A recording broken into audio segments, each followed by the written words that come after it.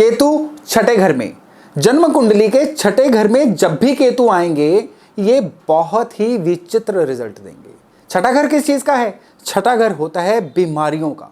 छठा घर होता है हमें मिलने वाली ऑपोजिशन का, यानी समाज में कोई वैर विरोध हो, परिवार में कोई वैर विरोध हो, लोगों की आपसे दुश्मनी बन जाए। ये सारी की सारी चीजें बर्थ चार्ट के छठे घर से देखी जाती हैं। इनकम जब पूरी नहीं होती है ना, जिसकी वजह से जीवन में कर्जे बढ़ जाते हैं, और जब कर्जे बढ़ते हैं बढ़ते ही चले जाते हैं, इसकी ऊर्जा भी जो है छठे घर में ही छिपी होती है। और यहां पे जब केतु आ जाए तो केतु की खुद की ऊर्जा कैसी है? केतु की ऊर्जा है बिना सोचे काम करने की। केतु की ऊर्जा है बस करते जाने की, बिना रिजल्ट की परवाह किए। तो ये ऊर्जाएं जब मिलती हैं, इसके रिजल्ट भी बड़े विचित्र से होते हैं। और यही रिजल्ट जो हैं हम आज के वीडियो में चर्चा भी करेंगे, और स्पेशली चर्चा करेंगे कि अगर आपके छठे घर के केतु आपको दुख दे रहे हैं ना, तो उसका इलाज क्या किया जाए। नमस्ते, मेरा नाम है योगेश शर्मा, स्वागत है आपका happy life with Yogesh Sharma में। और दोस्तों, आगे बढ़ने से पहले एक विनम्र निवेदन कि अगर अभी तक आपने अपने इस चैनल को सब्सक्राइब नहीं किया है तो कृपया सब्सक्राइब करिए, और हाँ, बेल बटन दबाना न भूलिएगा। मैं हर बार ये सब्सक्राइब करने वाला मैसेज आपको क्यों देता हूं, एक रिचुअल की तरह क्यों देता हूं? उसका एक ही कारण है, क्योंकि आप जब सब्सक्राइब करेंगे तो मुझे मोटिवेशन मिलेगी, और मुझे मोटिवेशन मिलेगी तो मैं निरंतर आपके लिए अच्छा कंटेंट लाने की कोशिश करूंगा। तो चलिए हम वापस छठे घर के केतु पे आते हैं। अब छठे घर में जब केतु होंगे ना, तो सबसे पहली बात तो यह है कि बर्थ चार्ट में दो ही ऐसी जगह हैं जहां पे केतु सबसे ज्यादा परेशान रहते हैं। पहला है थर्ड हाउस। थर्ड हाउस पे मैं वीडियो ऑलरेडी बना चुका हूं, अगर आपने नहीं देखा है तो ये वीडियो जरूर देखिएगा। और दूसरी पोजीशन है छठा घर। छठे घर में भी जब केतु होते हैं ना, शरीर में अलग अलग तरह की बीमारियों को देने के रास्ते खोल देते हैं। अब अगर इंसान लापरवाह हो तो इन लोगों को पैनक्रियाज की दिक्कत, डायबिटीज की दिक्कत बाकियों से जल्दी आती हुई देखी गई है। केतु जोड़ों के कारक हैं। जोड़ों की दर्दें इन लोगों को अगली एज में बाकियों से जल्दी आ जाती हैं। केतु रीढ़ की हड्डी के कारक हैं। इन लोगों को स्पाइन की दिक्कतें यंग एज से ही आनी शुरू हो जाती हैं। ये लोग अगर स्पोर्ट्स में होना तो स्पाइन की वजह से इनके करियर को भी चोट पहुंचती हुई बहुत सारे केसेस में देखी गई है। केतु का छठे घर में होना इंसान की मनोदशा को देखा गया है बहुत ही विचित्रता से, बहुत ही वियर्ड तरीके से प्रभावित करता है। ये लोग जो है ना, ये एकदम से एब्रप्ट बिहेवियर का शिकार हो जाते हैं। एकदम से सैड हो जाना, एकदम से खुश हो जाना, एकदम से एंग्जाइटी का शिकार हो जाना, या एकदम से खतरों के खिलाड़ी बन जाना। ये सब केतु छठे घर के लोगों के मेजरली एट्रीब्यूट्स देखे गए हैं। फिर भी यहां पे केतु अपने इंडिविजुअल रिजल्ट्स जो है ना बहुत कम देता है। इस केतु का जो कंट्रोल है ना, ये बाकी ग्रहों के पास होता है। सबसे पहले तो एक बात को याद रखिएगा कि यहां पे जब छठे घर में केतु होंगे ना, तो इसकी जान जो है ना वो बसेगी बृहस्पति में। बर्थ चार्ट में अगर तो बृहस्पति अच्छे होंगे तो ये केतु जो है आपको तमाम दिक्कतों से बचाते चले जाएंगे, बल्कि आपको खुशहाली की तरफ ले जाएंगे। लेकिन अगर बर्थ चार्ट में बृहस्पति पीड़ित होंगे ना, बृहस्पति पीड़ित कैसे होंगे? दुश्मन के घर में बैठ के, नीच राशि के होके, राहु के साथ बैठ के, या बृहस्पति किसी और तरह से पीड़ित हो सकते हैं कि बृहस्पति के आपने घर के वास्तु में कुछ ना कुछ कवाड़ा कर रखा है, खराब कर रखा है, तो भी बृहस्पति खराब होंगे। बृहस्पति खराब होंगे तो छठे घर के केतु ट्रिगर हो जाएंगे। अब ये जो केतु हैं जीवन में एक के बाद एक परेशानियां देनी शुरू करेंगे। केतु की परेशानियां शुरू शरीर से होंगी, और ये परेशानियां आपके करियर और फिर फंड्स पे जाके खत्म होंगी।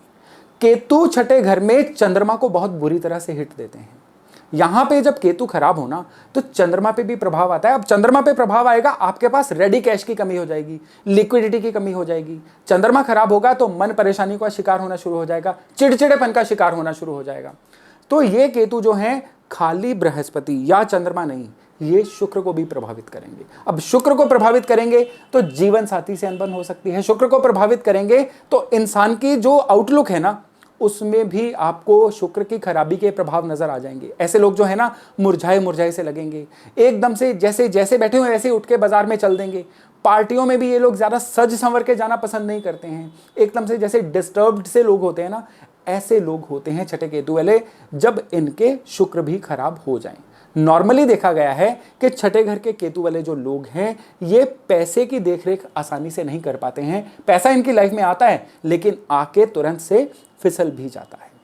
छठे घर के केतु वाले अगर अपनी जन्मभूमि छोड़ के कहीं घर से दूर सेटल हो जाएं, जितना दूर उतना अच्छा, विदेश में सेटल हो जाएं, तो इनके लिए ये बहुत ही अच्छी मूवमेंट रहती है। अगर केतु के छठे घर वाले लोगों को विदेश जाने का मन में विचार आ जाए ना, उसको तुरंत फलीभूत कर दें।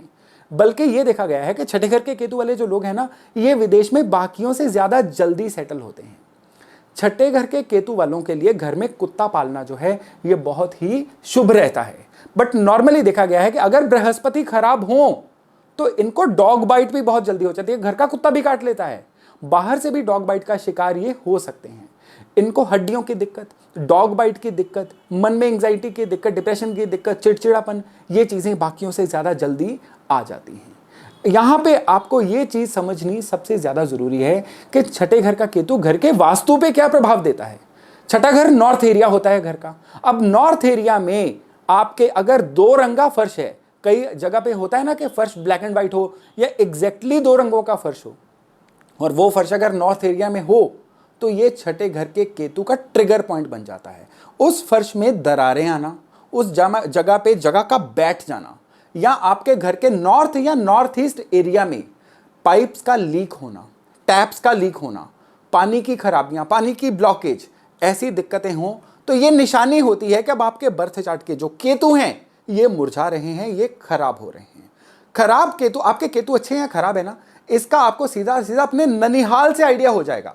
अगर छठे घर के केतु वाले लोगों के घर के मामा लोग जो हैं ये परेशान हो, इनका जो ननिहाल यानी मेटरनल साइड है ये परेशान हो, तो समझ जाइएगा कि ये उनके थ्रू ईश्वर आपको संदेश दे रहे हैं कि आपके बर्थ चार्ट के केतु खराब हैं। अब आपके काम कारोबार में दिक्कत होने जा रही है, आपके फ्लो में, आपके जीवन में बहुत सारा हिंडरेंसेज यानी रुकावटें आने वाली हैं।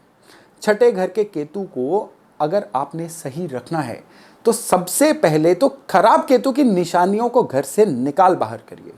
चाबी केतु होती है, अगर आपके पास कुछ ऐसी चाबियां पड़ी हुई हैं जिनका ताला ही नहीं है तो उनको ढूंढ ढूंढ के निकालिए और फेंक दीजिए।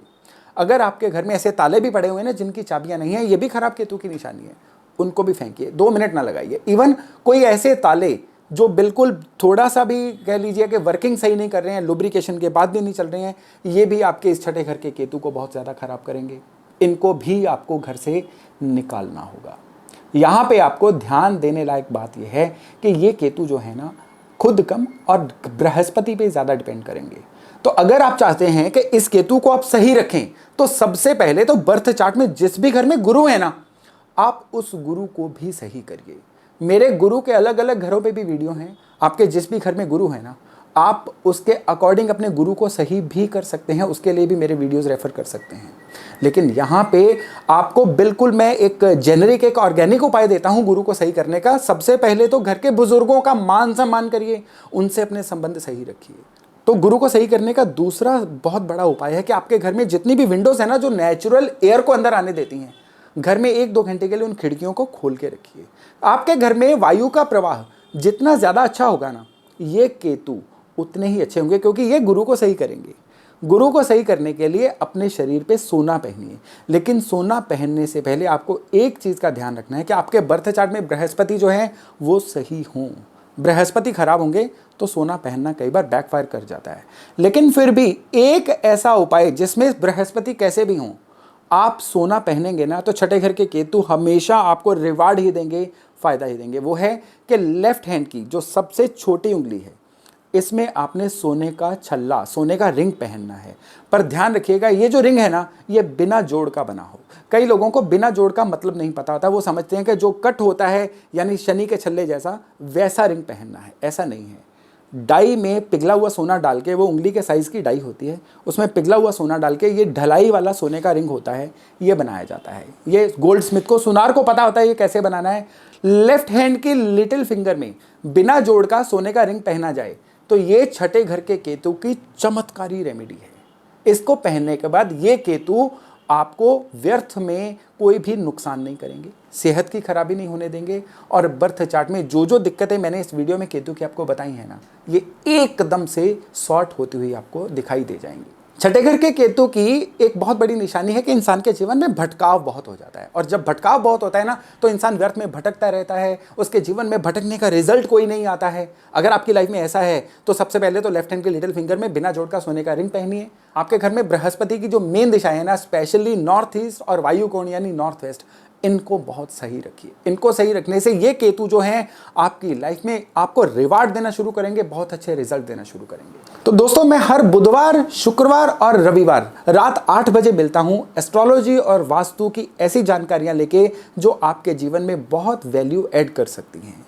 और मैं आशा करता हूं कि आज का वीडियो भी आपके लिए बहुत वैल्यू एडिशन रहा होगा। तो चलिए मिलते हैं अब रविवार रात 8 बजे एक और जानकारी के साथ। तब तक जुड़े रहिएगा मेरे साथ। नमस्कार।